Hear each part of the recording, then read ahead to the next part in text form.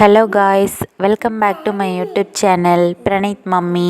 இன்றைக்கி இந்த வீடியோவில் ஒரு குட்டி கார்டனிங் வீடியோ பார்க்கலாங்க. ரொம்ப நாள் ஆச்சு கார்டனிங் வீடியோஸ் போட்டு. ப்ராப்பராக கார்டனிங் எதுவுமே பண்ணுறதுக்கு டைம் கிடைக்கிறதில்ல. பிரணீத்தை டெய்லியும் தெரப்பி சென்டர் கூட்டிகிட்டு போகிறக்கே கரெக்டாக இருக்கிறதுனால ப்ராப்பராக கார்டன் எதுவும் மெயின்டைன் பண்ணுறதில்ல. வீட்டுக்கு முன்னாடி இருக்கிற அந்த கொஞ்சோண்டு இடம்தான் நிறைய புதரு, செடி அது இதுன்னு நிறைய முளைச்சி கிடக்குது. இப்போ பார்த்திங்கன்னா வீட்டுக்கு முன்னாடி இருக்கிற அந்த கொஞ்சோண்டு இடத்துல கீரை நான் விதை போடாமே முளைச்சிருந்தது. ஏற்கனவே விதை போட்டு நிறைய தடவை செங்கீரையெல்லாம் வளர்த்துனதுனால அந்த விதையெல்லாம் 1-2 விழுந்து கிடந்திருக்கும் இல்லைங்களா, அந்த விதை முளைச்சி வந்திருந்தது. இதுக்கு நான் தண்ணி கூட ஊற்றவே இல்லைங்க. எனக்கு அந்தளவுக்கு டைமே இல்லை. சரியாக தண்ணி ஊற்றுறதில்ல, பூடெல்லாம் பிடுங்கி விடவே இல்லை.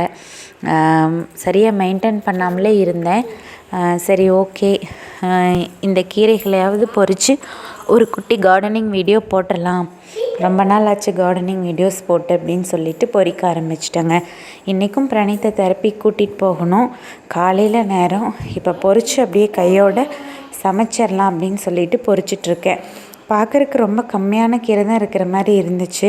பருப்புக்குள்ளே போட்டுக்கலாம் அப்படின்னு நினச்சேன். அப்புறம் பார்த்திங்கன்னா பொறிக்க நிறைய கீரை இருந்துச்சு. தனியாக வணக்கிற அளவுக்கு கீரை இருந்துச்சுங்க. இதெல்லாம் மழை தண்ணிக்கு அதுவாக முளைச்சி வளர்ந்தது தான். சரியாக மெயின்டைன் நான் பண்ணாமல் விட்டுட்டேன்.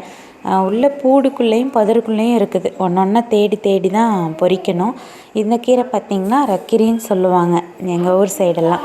உங்கள் ஊர் சைடு என்ன சொல்லுவாங்கன்னு கமெண்ட் பண்ணுங்கள். இந்த ரக்கிரி அதுவாகவே முளைக்கும். நம்ம விதையெல்லாம் எதுவுமே போட தேவையில்லை. கொஞ்சம் இடம் இருந்ததுன்னா இந்த கோயம்புத்தூர் சைடெல்லாம், இந்த திருப்பூர் சைடெல்லாம் இந்த கீரை அதுவாகவே முளைச்சிரும். ஃபஸ்ட்டு எனக்கு இதை பார்த்தா ஐடென்டிஃபை பண்ண தெரியாது. நான் இப்போது பார்த்த உடனே கரெக்டாக ஐடென்டிஃபை பண்ணிடுவேன். பொறிச்சு இது வணக்கிக்கலாம், கடையெல்லாம், பருப்புக்குள்ளேயும் போடலாம். செங்கீரை கொஞ்சமாக, இந்த கீரை கொஞ்சமாக கிடைச்சங்காட்டி ரெண்டையும் ஒட்டுக்காவே போட்டு நான் வணக்கிட்டேங்க. அதுவும் நல்லா டேஸ்ட்டாக தான் இருந்துச்சு. ரெண்டுக்கும் ஒன்றும் பெரிய டேஸ்ட் டிஃப்ரென்ஸ் இருக்காது. ரொம்ப நல்லா இருந்துச்சு, டேஸ்ட்டாக இருந்துச்சு. இந்த ரக்கிரி பார்த்திங்கன்னா நம்ம விதையெல்லாம் எதுவுமே போட வேண்டியதில்லை. அதுவாகவே மழை காலங்களில் முளைச்சிருக்கும். இந்த இடத்துல எப்பயுமே ரக்கிரி முளைக்காது.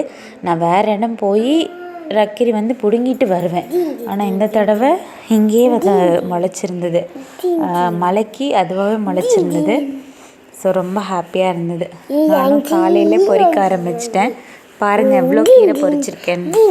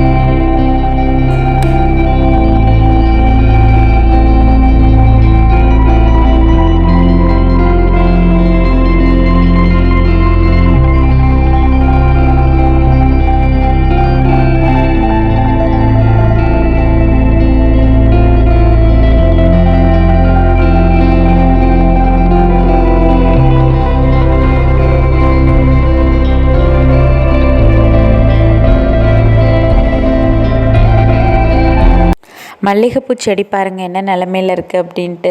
தண்ணி மட்டும் டெய்லியும் ஒரு பக்கெட் பிடிச்சி இதுக்கு ஊற்றிடுவேன். இது இப்படி நிலமையில் இருக்கிறதுக்கு காரணம் பிரணீத் தாங்க. அதில் ஒரே ஒரு பூ அதிசயமாக பூத்துருக்கு. அதில் இலையே விடுறதில்ல. ஃபுல்லாக பிரணீத் பிச்சு எரிஞ்சிட்றான். இங்கே கார்டனிங் மெயின்டைன் பண்ண முடியாமல் இருக்கிறதுக்கு காரணமும் பிரணீத் தான். எந்த செடி வச்சாலும் அதை பூரா பிடுங்கி எரிஞ்சிடுறது, இலையெல்லாம் பிச்சு எரிஞ்சிடுறது. இப்படி பண்ணுறதுனாலே கார்டனிங்கை மெயின்டைன் பண்ண முடிய மாட்டேங்குது.